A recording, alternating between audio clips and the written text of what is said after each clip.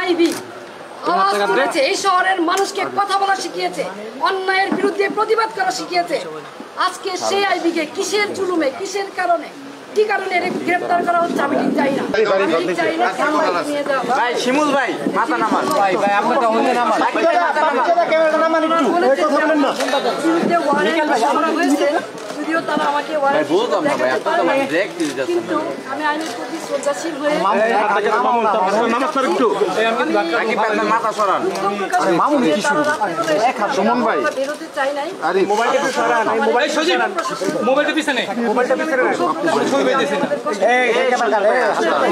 আমার মহল্লার লোকজন তারা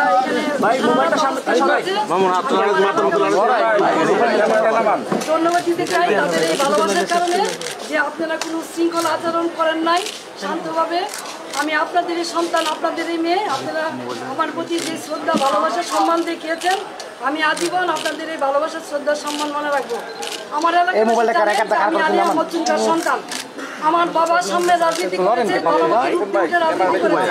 আমি আলিয়া মজুমদার সন্তান। আমার যদি অপরাধ হয়ে থাকে জয় বাংলার, জয় বঙ্গবন্ধু বলার কারণে, তাহলে আমি সেই অপরাধী হতে চাই। এই তাহলে বিচার হবে।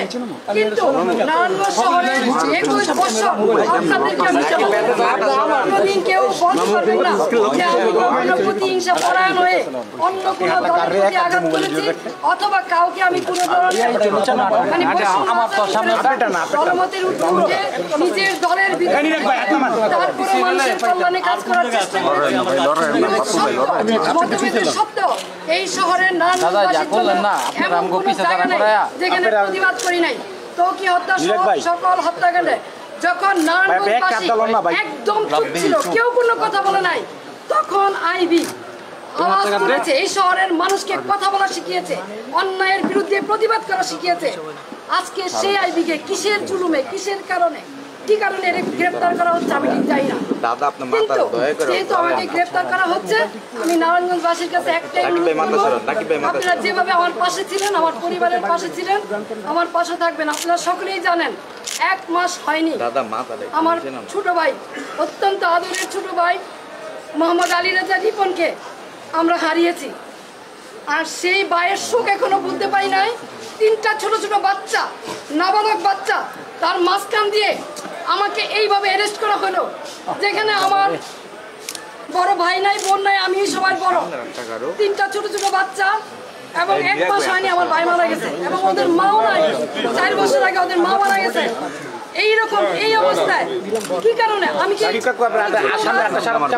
হত্যা করেছি, আমি কি চাঁদাবাজি করেছি, আমি কি নারায়ণগঞ্জ শহরে এমন কোন রেকর্ড আমার আছে যে আমি কোনোদিন কোনো বিরোধী দলকে আঘাত করেছি? তাহলে কিসের জন্য, কি কারণে, কোন ষড়যন্ত্রের কারণে, কার স্বার্থে আমাকে অ্যারেস্ট করা হলো, আমিও প্রশাসনের কাছে জানতে চাই। বর্তমান যারা সরকার আছেন, সাম্যের কথা বলেছেন, বৈষম্যের বিরুদ্ধে আপনারা আন্দোলন করেছেন, সরকার হটিয়ে নতুন সরকার এসেছেন, তাহলে কি এই বৈষম্য?